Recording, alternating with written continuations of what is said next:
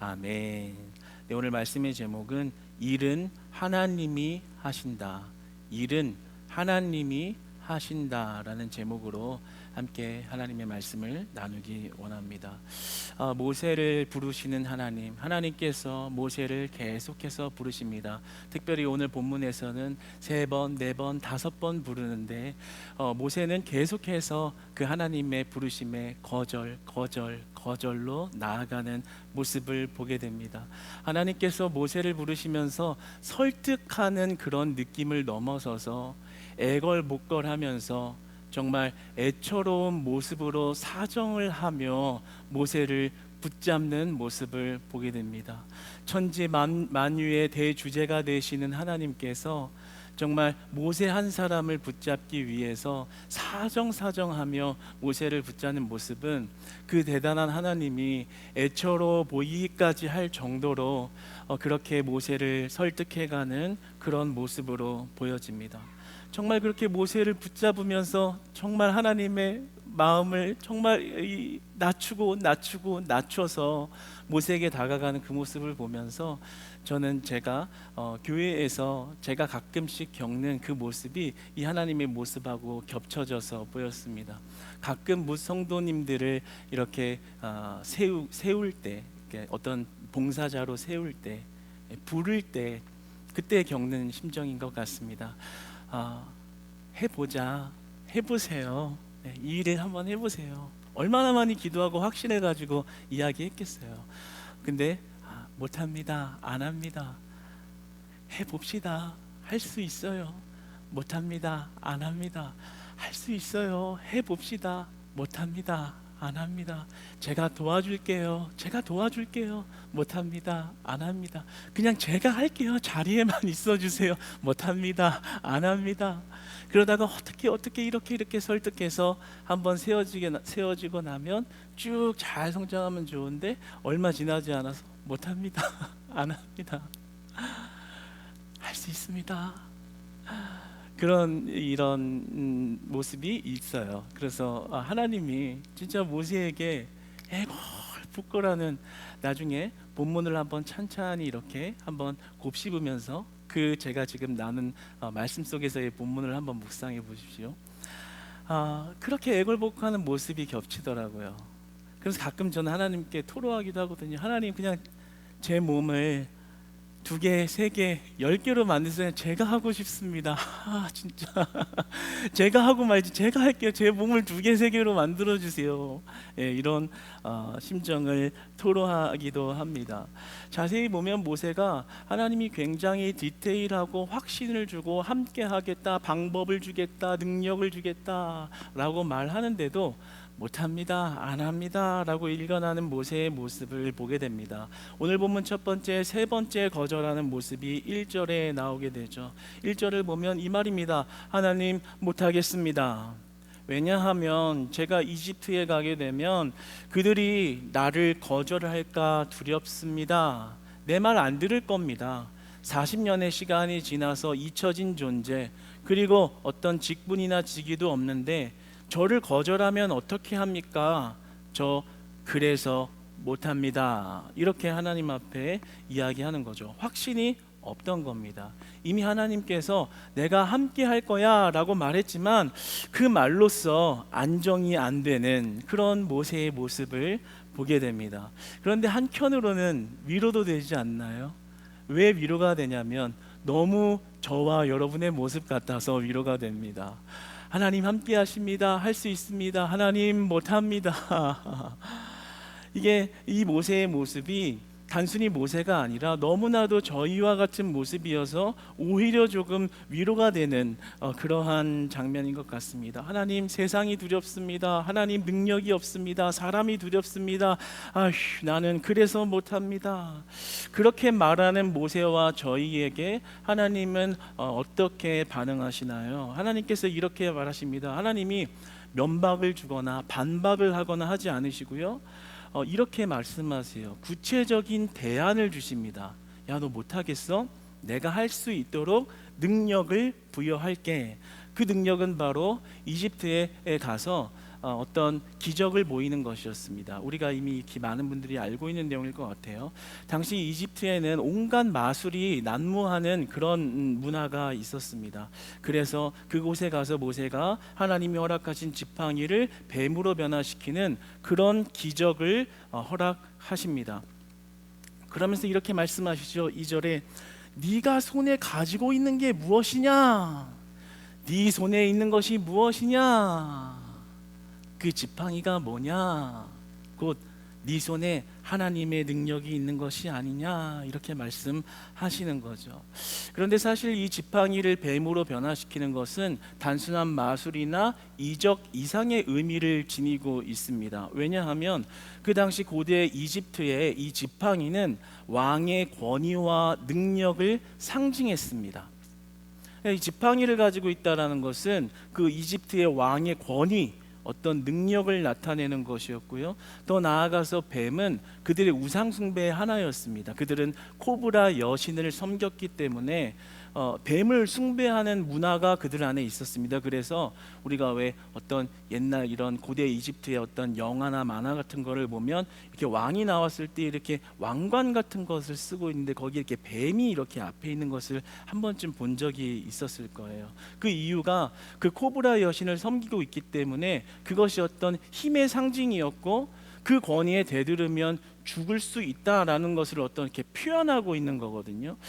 그러니까 지금 단순한 지팡이를 뱀으로 변화시키는 기적만을 보여주려고 하는 것이 아니라 지금 하나님께서 지팡이를 뱀으로 변화시키는 것을 하는 일은 어떤 의미를 가지고 있는 거죠. 이제 네가 가서 하는 일은 그 이집트의 그 권위를 뛰어넘는 권위가 너에게 있다라는 것을 내가 보여줄 거야 라는 말을 하고 계신 겁니다. 그러면서 이제 지팡이가 뱀으로 변하니까 모세가 깜짝 놀라죠. 무섭죠. 제가 생각해도 그럴 것 같아요. 지팡이가 뱀으로 변하면 얼마나 무섭겠어요. 독뱀인데. 그런데 하나님께서 이렇게 말씀하시죠. 야, 그 꼬리를 잡아라. 우리가 잘 알다시피 꼬리를 잡으면 뱀은 아주 잽싸게 꼬리를 향해서 손을 물게 되어 있죠. 모세도 그 사실을 잘 알고 있었습니다. 그런데 하나님께서 머리를 잡아 틀어라가 아니라 꼬리를 잡아라 이렇게 말씀하시죠. 손에 물릴 수 있는 상황을 알면서 그렇게 하라고 하십니다. 그 이유가 뭘까요? 왜 꼬리를 잡으라고 할까요? 바로 나의 능력을 믿고 나에게 순종하라는 메시지를 주고 있는 겁니다. 네 능력이 아니야. 내가 하는 능력이야. 내가 할 거야. 네가 머리를 잡아서 하는 게 아니라 안 될 일, 꼬리를 잡으면 그 손에 물리기 때문에 하면 안 될 일이지만 그 일이 되게끔 하는 게 바로 나 여호와 하나님이다. 그러므로 네가 해야 할 일은 하나님을 믿고 순종하는 것이다 라는 메시지를 모세에게 주고 있는 것입니다. 그러면서 이렇게 말씀하시죠. 이 나병 고치는 것도 보여주고 그래도 안 되면 기적이란 기적 다 보여줬는데 야 그래도 안 되면 네가 날강 물을 떠다가 땅에 부어라. 그래서 그 물을 피바다가 되게끔 핏물로 변하게끔 내가 하겠다라는 말씀을 하십니다. 이건 역시도 단순한 기적 이상의 의미를 가지고 있어요. 왜냐하면 그 당시에 이집트에서는 나일강을 강으로 안 보았습니다. 나일강을 생명이 있는 신으로 여겼어요. 그것마저도 우상 숭배를 했습니다. 그래서 굉장히 어떤 이런 신적인 것으로 여기면서 나일강을 이렇게 대했단 말입니다. 그렇기 때문에 지금 하나님께서 그 나일강물을 핏물이 되게 하시겠다라는 것이 어떤 메시지를 가지고 있나요? 이집트의 모든 우상이 하나님의 발 아래 있다는 것을 너를 통해서 보이리라. 네가 그 일을 하리라. 이런 말씀을 하고 계신 것이죠. 여기서 중요한 메시지가 있습니다. 여기서 중요한 메시지가 있습니다. 그것은 바로 하나님이 우리를 부르실 때는 누가 일을 하시는가 하는 겁니다. 여러분, 일은 하나님이 하시는 줄 믿습니다. 하나님이 우리를 부르실 때는요, 그 일은 하나님이 하십니다. 여러분, 하나님은 강하십니다. 하나님이 우리를 부르실 때는요, 나의 강함을 가지고 일하시려는 게 아니라요, 나의 약함을 통해서 일하려고 한다는 사실을 알아야 합니다. 하나님은 나의 약함을 통해서 하나님의 강함을 알게 하시고, 하나님은 나의 약함을 통해서 하나님의 강함을 드러내시는 분입니다. 그래서 이제 우리가 하나님이 우리를 부르실 때는 우리의 믿음의 자세가 올바라야 합니다. 모세는요, 내가 할 수 있느냐 없느냐의 차원으로 접근을 합니다. 그렇죠? 내가 말을 할 수 있는가 없는가, 내가 갔을 때 사람들이 나의 말을 신뢰할 것인가 아닌가 계산해 보고 안 되겠다. 내가 할 수 있는가 없는가, 내가 그 일을 할 수 있는가 없는가. 자, 우리로 적용해 볼게요. 하나님이 우리를 부르실 때 우리가 보통 어떻게 하죠? 이 일은 나의 달란트와 부합하는가 안 하는가, 내 시간상 할 수 있는가 없는가, 나의 성격과 성향과 성질과 맞는가 안 맞는가, 나에게 경험적으로 내가 할 수 있는 일인가 없는 일인가. 그리고 나서 그 일을 가려서 선택하려고 하는 그런 경향이 있어요. 모세도 마찬가지 있어요. 내가 할 수 있는 일인가 없는 일인가. 그런데 하나님은 오늘 메시지를 통해서 이렇게 말씀하시는 거예요. 그 일은 내가 한다.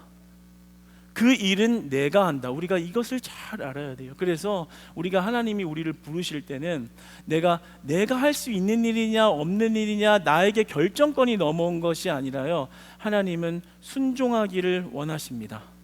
하나님은 순종하기를 원하십니다. 그리고 그 일은 하나님이 하십니다. 하나님이 우리에게 원하시는 게 있어요. 부르실 때 원하시는 거는요, 순종만 원하십니다. 여러분, 우리가 하나님의 부르심을 발견하고 그 음성을 들을 때요, 내가 할 수 있는 일인가 없는가를 재고 결정하는 것이 아니라요, 하나님의 능력을 믿고 하나님의 일하실 것들을 바라보고 순종할 수 있는 믿음 되기를 축복합니다. 순종의 자녀들 되기를 축복합니다. 그러면 일은 하나님이 하십니다. 우리가 할 일은 순종뿐이라는 거죠. 하영록 회장이 P31 성경대로 비즈니스하기라는 책을 집필했습니다.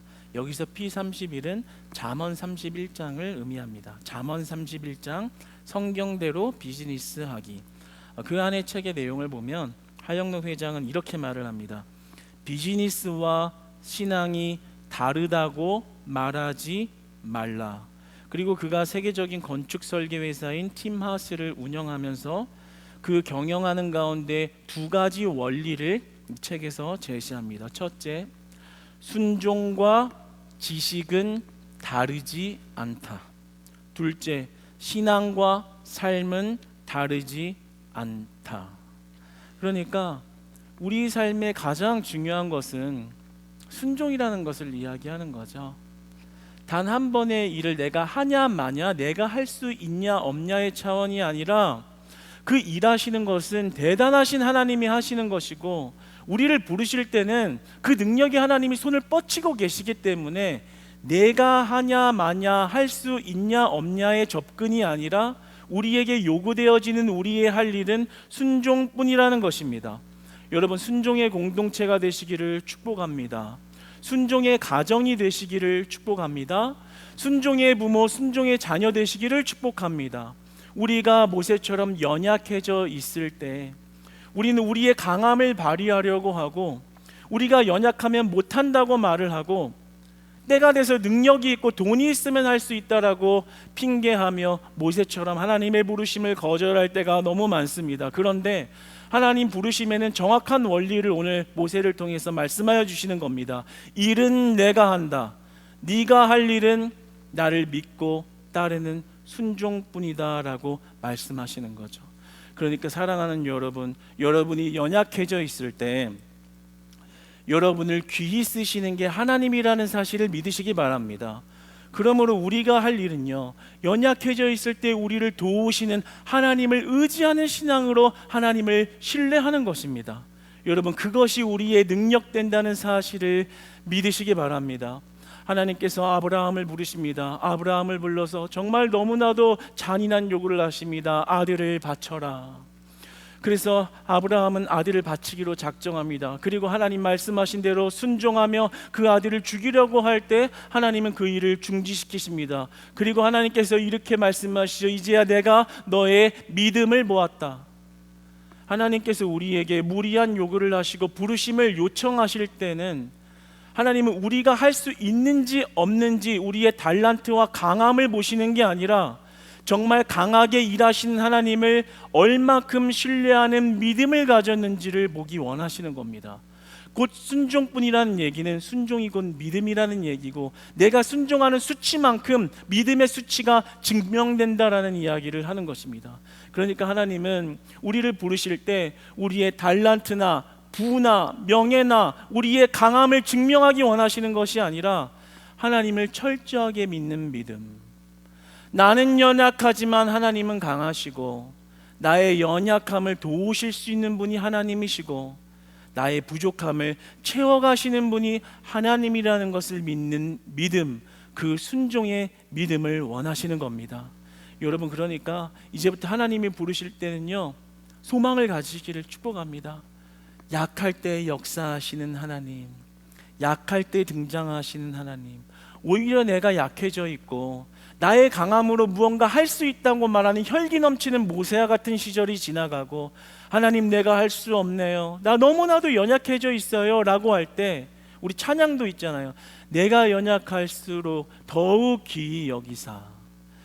내가 약해질수록 하나님의 강함을 우리의 삶에서 더 선명하고 분명하게 드러내시고자 우리를 불러주시는 그 하나님을 만나시기를 바랍니다. 그래서 하나님께 순종하였더니 하나님이 일하시고, 하나님께 순종하였더니 하나님이 역사하시고, 하나님의 부르심에 믿음으로 나아갔더니 그 삶을 하나님이 끌어가시고 동행하시는 그 은혜의 현장이 여러분의 삶에서 펼쳐지기를 주님 안에서 축복합니다. 여러분, 어쩜 우리는 그렇게 모세와 같은지 모르겠어요. 저는 오늘 계속해서 거절하는 모세가 계속해서 위로가 됩니다. 네 번째로 또 거절을 하죠. 보면은 하나님 못하겠습니다. 또 못하겠대요. 10절에서 12절 보면 자신이 말을 못하겠어요. 나는 입이 뻣뻣한 자여서 또 못합니다. 이렇게 구체적인 대안을 3가지나 주셨음에도 불구하고 또 입이 뻣뻣해서 못하겠습니다 라고 이야기를 합니다. 그러니까 하나님 이렇게 말씀하시죠. 얘야, 누가 사람의 입을 만들었느냐? 누가 벙어리를 만들었느냐? 그 입술을 주장하느니, 입술을 만드니, 입술을 설계한 이가 누구더냐? 이렇게 또 모세를 타이르고 애처롭게 정말 사정을 하는 그런 모습을 보게 됩니다. 여기서 하나님이 또 똑같은 메시지를 주시는 거예요. 네 번째로 넘어서 어떤 메시지예요? 하나님이 깨닫게 해주고 싶은 것은 그 일은 네 입이 하는 게 아니라 내가 한다. 네가 하는 게 아니라 그 일을 내가 한다.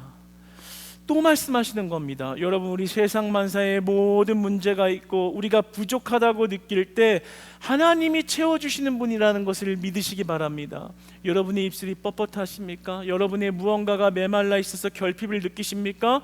내 입이 뻣뻣해서 못하겠습니다가 아니라 하나님, 나의 뻣뻣한 입을 열어주시는 이가 하나님임을 믿습니다. 하나님, 나의 부족한 주머니를 채워주시는 것도 하나님이심을 믿습니다. 나는 할 수 없지만 내가 그 강하신 하나님을 의지할 때 하나님 도와주시옵소서. 여러분, 우리에게는 그 믿음이 필요합니다.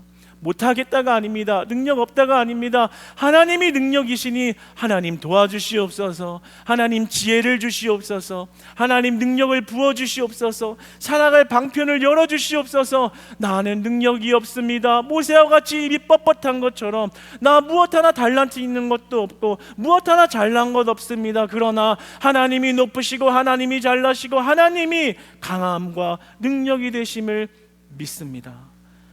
여러분, 이 모든 과정을 펼쳐서 봅시다. 지금까지 네 번째의 거절을, 지팡이를 뱀으로 만드신 분이 누굽니까? 그 나병을 고치시는 이가 누구입니까? 나일 강물을 핏물로 만드시는 이가 누구입니까? 입이 뻣뻣하다고 말할 줄 알고 미리 아론을 예비하여 보내신 이가 누구입니까? 여러분, 우리가 보면 지금 모세가 대단히 고민하고 정말 대단한 일을 대단히 신중하게 결정하는 것처럼 보여서 모세가 정말 어렵고 대단하다라고 보일 수 있겠지만, 우리가 오늘 지금 나눈 여태까지의 말씀을 모아서 보면 그 모든 일은 모세가 하고 있는 것이 아니라 100% 하나님이 하고 계신 일이라는 것을 발견하게 됩니다.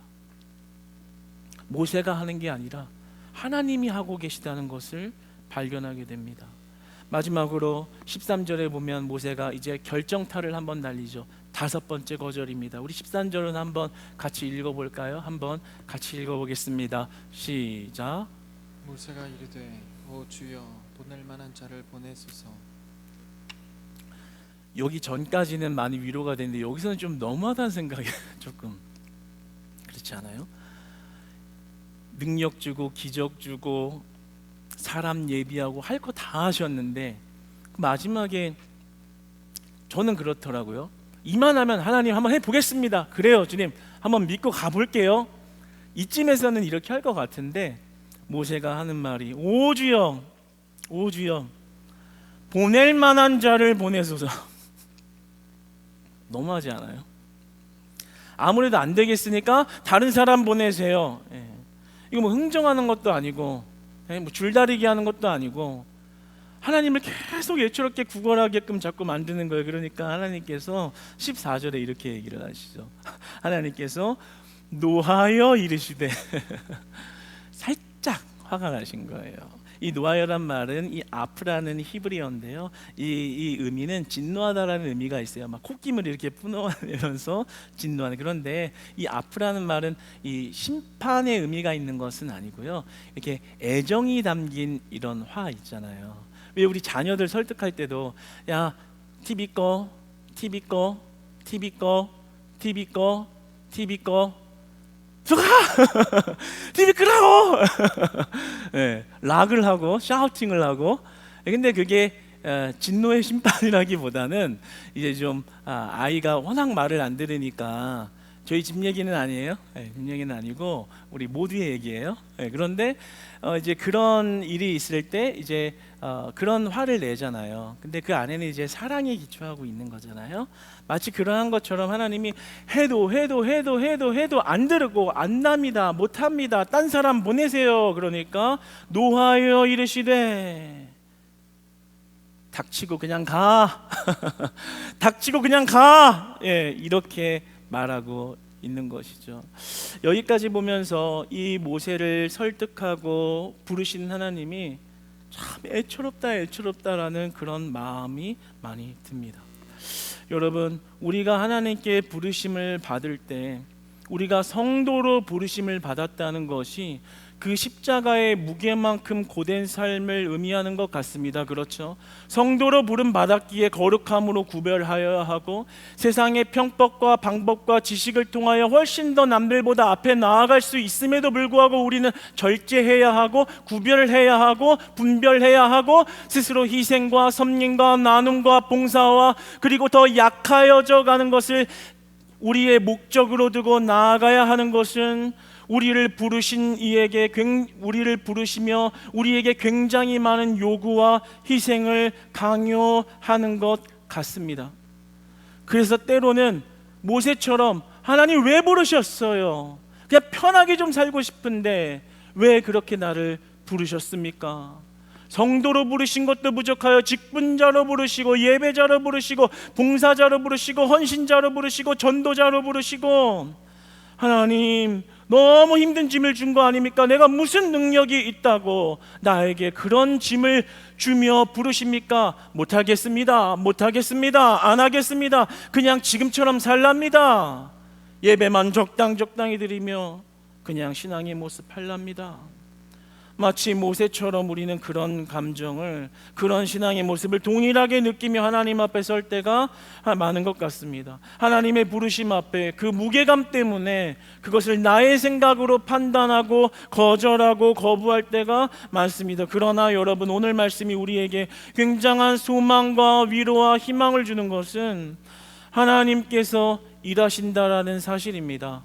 우리에게 요구하시는 것은 순종뿐이라는 겁니다. 우리에게 많은 것을 요구한 것 같지만 실제로 모든 일은 하나님이 하신다라는 거예요.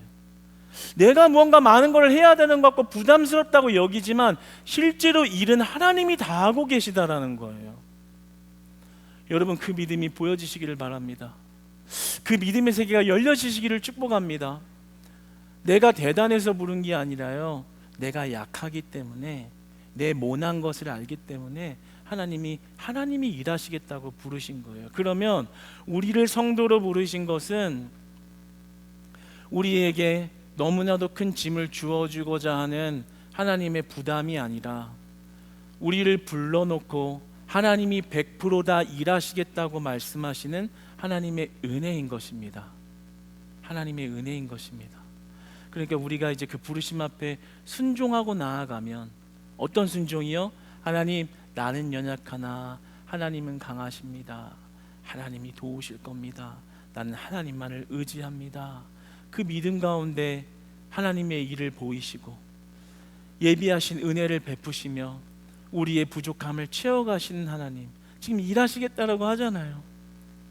마지막엔 노하여 이르시되 그냥 하라고 하시잖아요.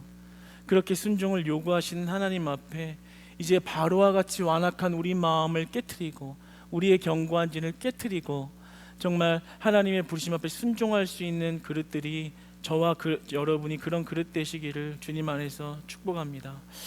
여러분, 순종하면 하나님이 일하십니다. 할렐루야. 순종하면 하나님이 일하십니다. 여러분의 약함으로 방치하지 않으시고 그 약함 가운데 하나님의 강함을 드러내시겠다고 하는 하나님의 부르심을 바라보시고 이제는 여러분의 기준으로 판단하지 마시고 믿음으로 하나님을 바라보시고 하나님을 의지하셔서 하나님께 순종하셔서 그 지팡이를 뱀으로 만드시고 그 나병을 고치시고 나일강의 물을 핏물로 만드시는, 그리고 예비한 사람 아론을 미리 예비하시고 보내시는 하나님의 일하심, 나를 성도로 불렀지만, 나를 봉사하게 했지만, 나를 헌신하게 했지만 내가 한 것이 아니요 모든 것을 하나님이 하게끔 만드셨다라는 그 사실이 보여지기 바랍니다. 어떻게 내가 하겠어요? 내 생각을 바꾸시는 하나님이 하게 하신 거죠. 어떻게 내가 내 입술이 바뀌겠어요?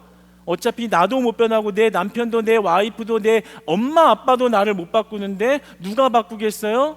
하나님이 일하기 시작하면 변화가 되는 겁니다.